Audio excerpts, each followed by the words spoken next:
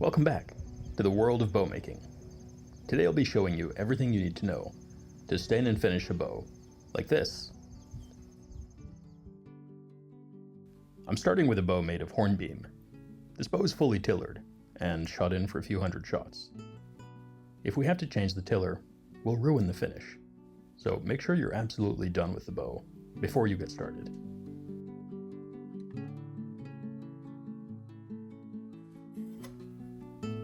I try to be tidy about tool marks, but there were always a few that escaped my attention during the build. Take care of these now with a scraper. Also make sure your edges are well rounded, the tip grooves are smooth, and all the transitions are the way you want them.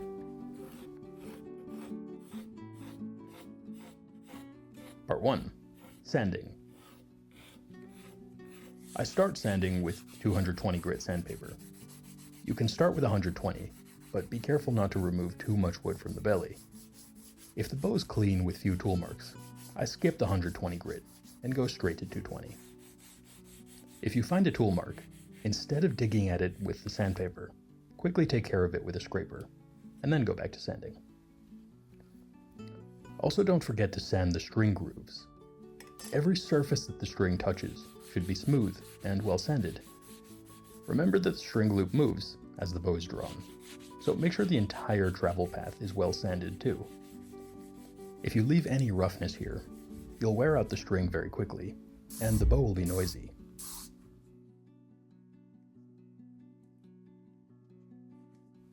Once I've sanded the whole surface of the bow, the next step is to wipe down the bow with water or alcohol. This will lift up any wood fibers that are laying flat. And now when we sand the bow again, we'll be able to give it a closer shave. When the alcohol dries, we can move on to the next grit of sandpaper. I'll be using 320 grit. Once again, sand the whole surface. When I'm going to be staining a bow, I don't like to sand finer than 320 grit. Above 400 grit or so, the wood will polish too well, and it becomes hard for stain to penetrate the surface.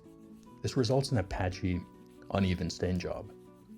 If this were an unstained bow, I'd keep raising the grit up to about 600 or even maybe 1000 grit. But since I'll be staining this one, I'm going to stop here.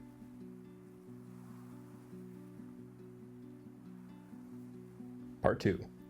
Foraging for stain. I decided to go with natural stains on this bow. If you don't want to go that route, my favorite stains are aniline dye and leather dye. The advantage of leather dye is that it has a bit of finish mixed in, so it builds up on the surface. This is really nice for woods that are difficult to stain, like maple. Hornbeam has the same issue as maple because they're both diffuse porous woods. During the early fall, there's a lot to forage, including several dye sources. First, I found some fruits for jam. These fox grapes are colorful, but they're not very color fast. The wine color doesn't last very long. So I kept looking. I found a bounty of edible mushrooms, porcinis, hedgehogs, chicken hen, and shrimp of the woods. These were delicious, but not what I was after. Next, I found some wood that's rotten with a green staining fungus. I also found some artist conchs. These will make great decorations for the shop. Part 3. Staining. Finally, I found a dyer's polypore, also known as the maizegill fungus. It grows around conifers and is a well-known textile dye source.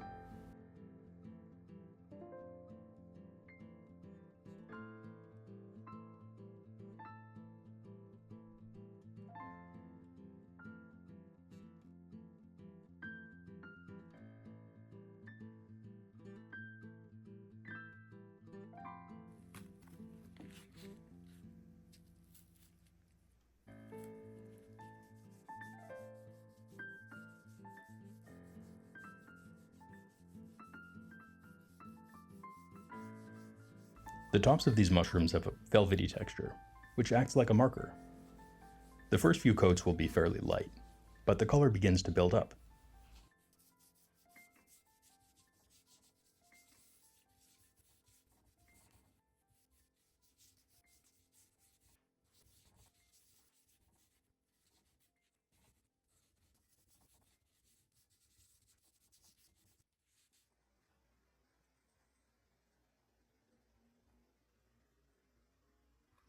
I could have stopped here.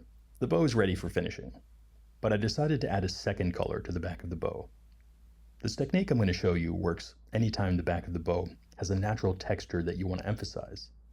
Young trees tend to have a more pronounced pattern than older ones. Hornbeam and hop hornbeam in particular have very distinctive muscular textures, which can make really nice camouflage patterns. Most species have a bit of texture going on, especially when they're young. This example is hickory. The secret to this technique is applying a resist to the back of the bow. That way the colors don't mix. I use shellac, but you can also just use whatever finish you plan to use anyway. Now, if you do want the colors to blend, just skip the resist step. Here's an example of a maple bow stained with iron vinegar. On this one, I did not apply resist, so the colors in the back blend.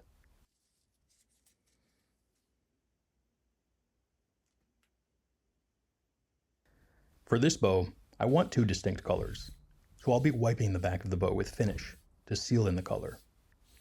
I'm using shellac, but if you don't have that, just use whatever finish you plan to use anyway.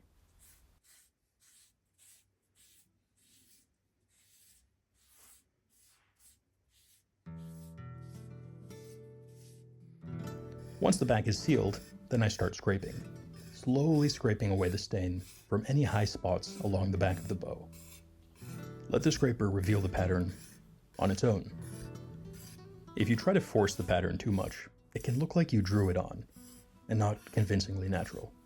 So be careful around knots and extra high spots.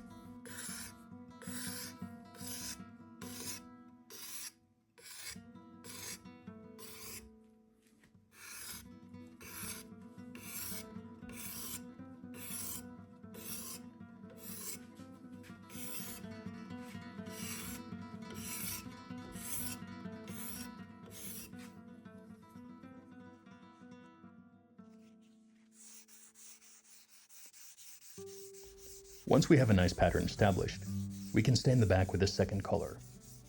I'll be using blue cornflowers. This is an anthocyanin-based pigment, so it's fugitive, meaning it will fade over time. Now that said, it can still last for many years, especially with a nice finish over the top. My approach to natural dyes is to color the bow in a way that will still look okay in the event that the dye fades. Some of my naturally dyed bows are still colorful after many years. A couple of others have mostly lost their color, and despite that, they still look great.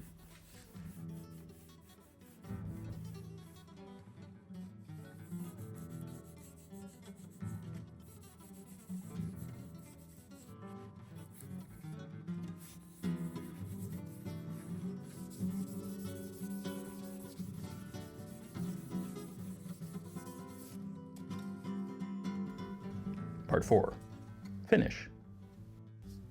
Shellac is my preferred finish, by far, but you can also use whatever your favorite is. Most wood finishes will be more than okay.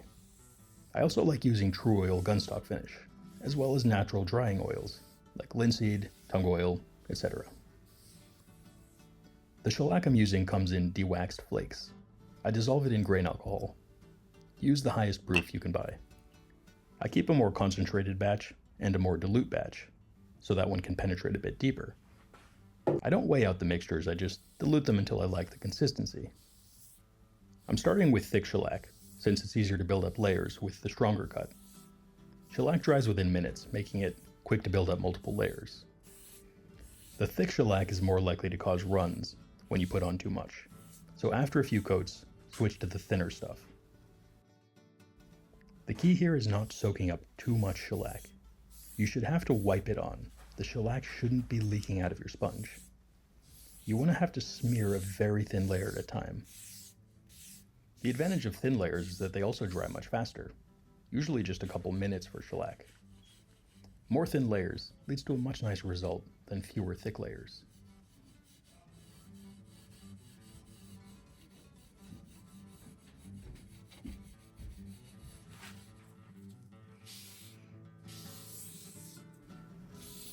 I typically lay about 5 to 10 coats of shellac, depending on how thick and glossy a finish you want.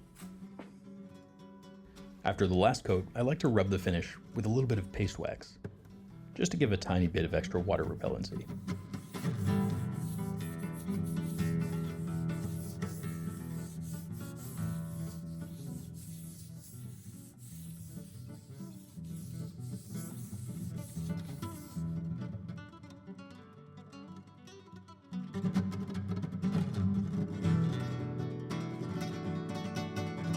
5, the handle.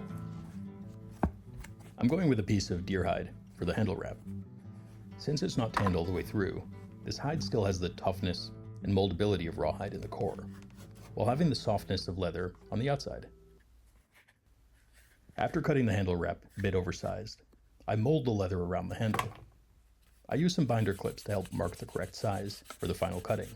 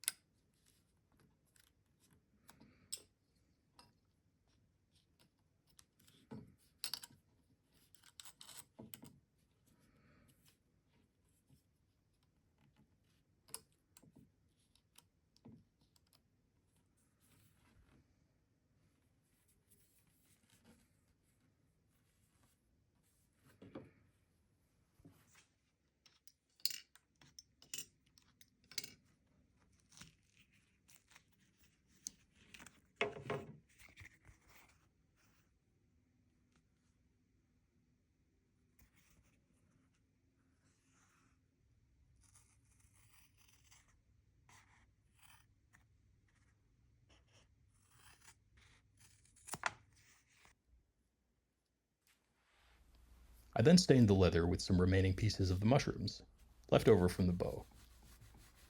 Don't forget to stain the bare edges, or the undyed leather will really stand out. Now usually I just use leather dye, I don't have anything against it. From then on, all that's left is making a groove for the stitches, punching the holes, and stitching up the handle wrap. I also made a little bit of arrow pass from the same leather.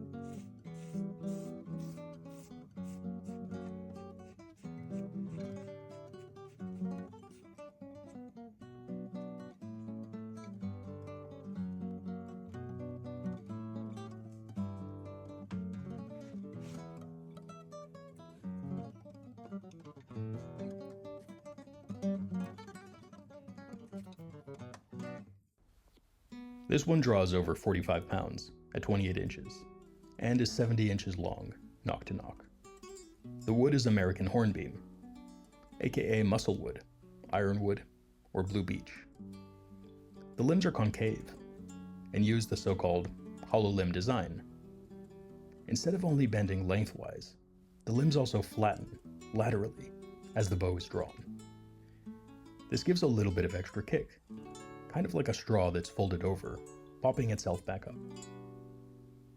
Overall, this was one of the most challenging bows I've ever made. The same design failed on my previous try, and for most of the build I thought this one wouldn't work out either. After over a year of bickering, we made peace. That's all for today. I'll see you all next time. Until then, may your arrows fly true.